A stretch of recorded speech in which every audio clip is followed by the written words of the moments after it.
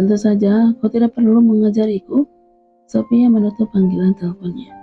Sementara Thalia yang berada di ruangannya merasa kesal sendiri saat Mam Sophia memutuskan begitu saja panggilan teleponnya. Kalau aja wanita tua itu bukan calon mertuaku, udah aku lempar ke jalanan, gerutunya dengan kesal.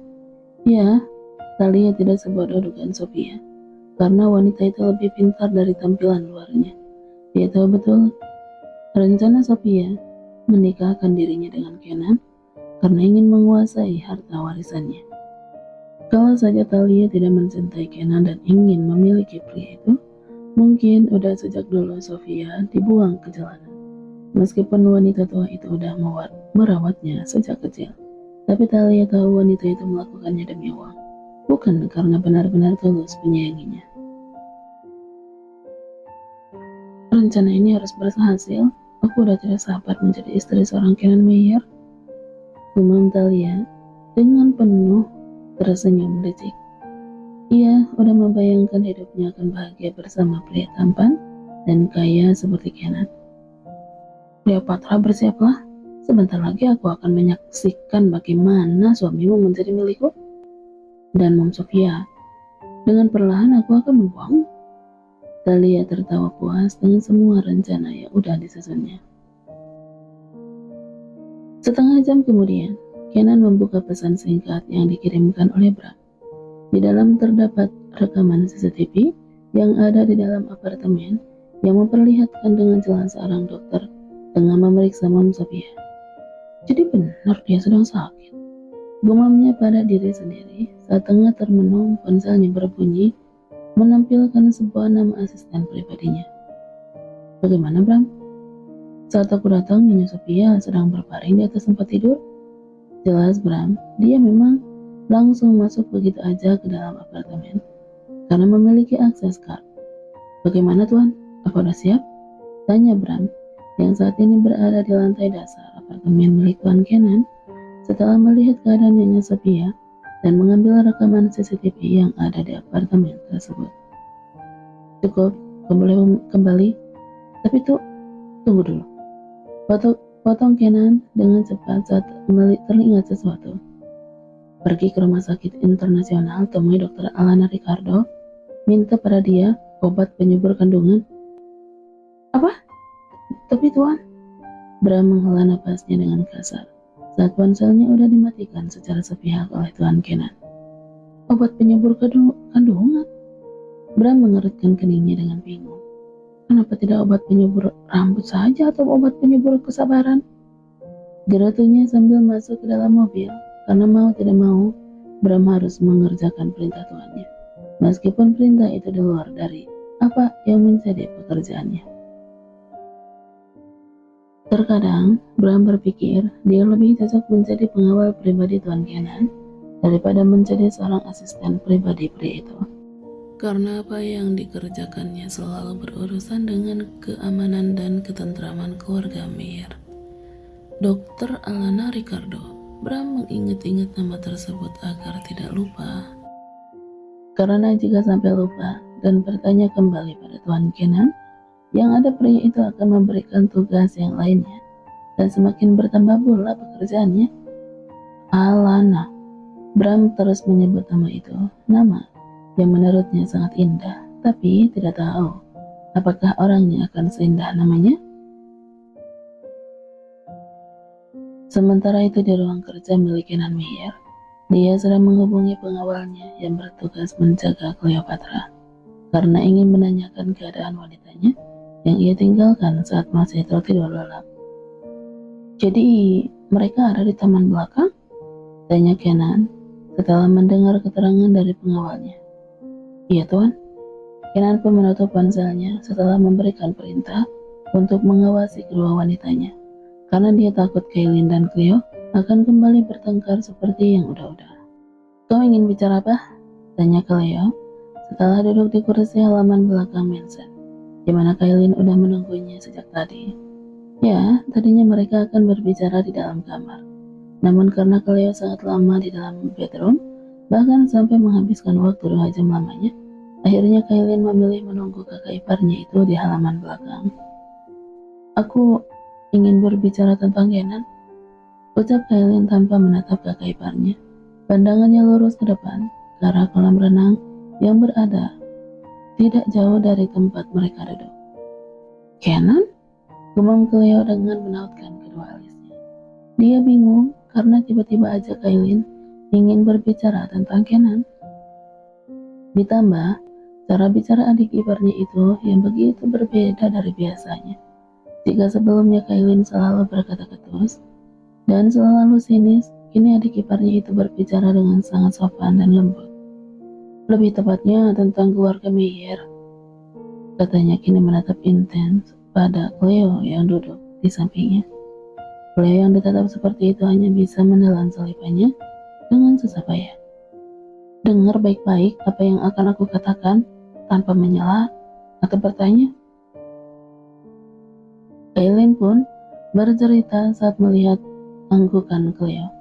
Dia bercerita tentang masa lalu keluarga besarnya. Keluarga bahagia yang terbilang cukup berada dan berkecukupan. Namun kebahagiaan itu lenyap seketika saat perusahaan milik keluarga Meyer bangkrut. Tidak ada satu orang pun yang mau membantu keluarga mereka. Bahkan satu persatu saudara dan kerabat menjauh tanpa rasa kasihan sedikit pun. Bahkan ibu kandung yang seharusnya melindungi dan menjaga justru memilih pergi menikah lagi dengan pria kaya, meninggalkan Kailin, Kenan, dan Dedi mereka yang sedang sakit-sakitan. Di saat itulah untuk pertama kalinya, baik Kenan maupun Kailin merasakan sakit saat ditinggalkan oleh orang yang sangat mereka cintai dan kasihi. Tentunya Kenan, karena pria itu harus menanggung beban yang cukup berat di pundaknya, menggantikan peranan Dedi dan Mommy mereka secara bersamaan. Kailin menghela nafasnya setelah menceritakan semua tentang keluarganya.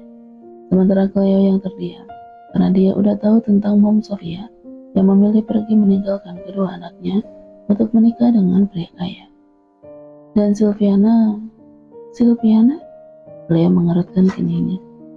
Dia orang kedua yang menyakiti hati Kenan hingga kakakku tidak lagi percaya pada cinta. Jadi mantan kekasih Kenan namanya Silviana. Kau sudah tahu tentang Silviana? Cleo menganggukkan kepalanya. Edgar yang menceritakannya kalau mantan kekasih Kenan berselingkuh. Edgar? Kailin terkejut saat mengetahui sepupunya itu udah bercerita tentang Silviana pada Cleo. Edgar cerita apa aja? Hanya cerita itu aja? Memangnya kenapa? Tanya Cleo dengan bingung, terlebih saat melihat raut wajah dan sorot mata Kailin yang tak mengapa membuat hatinya merasakan sesuatu yang tidak enak. Kailin terdiam sesaat dengan raut wajah yang datar. Kau tahu Silviana berselingkuh dengan siapa?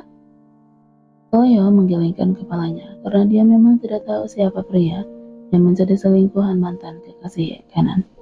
Edgar? Edgar?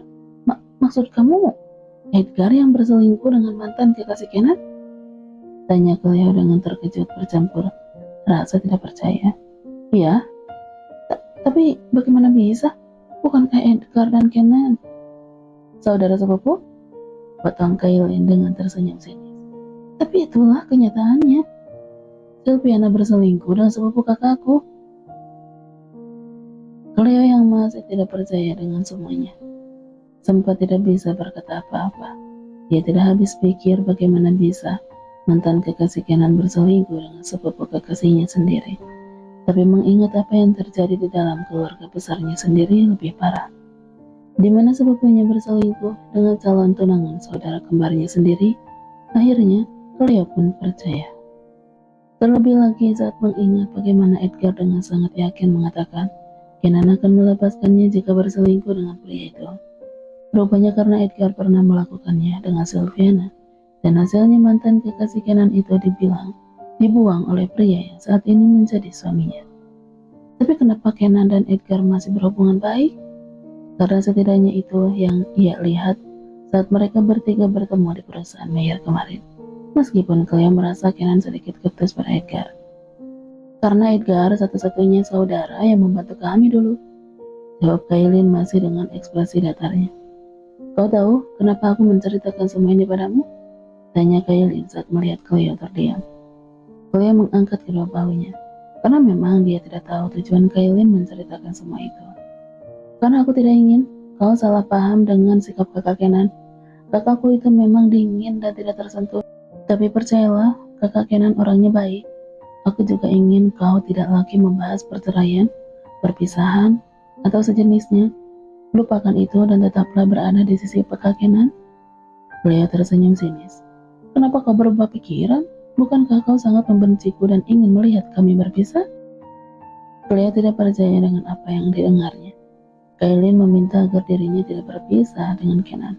Padahal Cleo tahu betul adik iparnya itu sangat tidak menyukainya. Karena kau adalah sumber kebahagiaan Kak Kenan, ucap Kailin dengan tegas. Cleo membelalakan kedua matanya, lalu tertawa sambil menggelengkan kepalanya. Kau sakit ya? Dari tadi bicara melahantur. Yang merasa lucu dengan apa yang dikatakan Kenan. Bagaimana mungkin dirinya adalah kebahagiaan Kenan, sedangkan pria itu saja tidak mencintainya.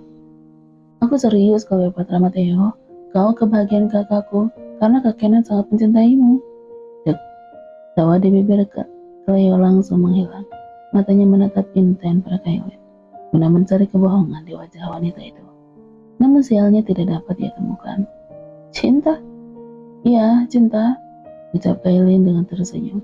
Walaupun Kak Kenan tidak pernah mengatakan perasaannya itu, tapi aku bisa menjamin kakakku sangat mencintaimu. Jadi berhenti melarikan diri dari Kenan dan belajarlah untuk mencintainya. Kailin beranjak dari tempat tersebut. Tunggu, Kai. Cleo menahan langkah adik iparnya. Dari mana kau tahu Kenan mencintaiku? Kailin hanya tersenyum tanpa menjawab pertanyaan Cleopatra.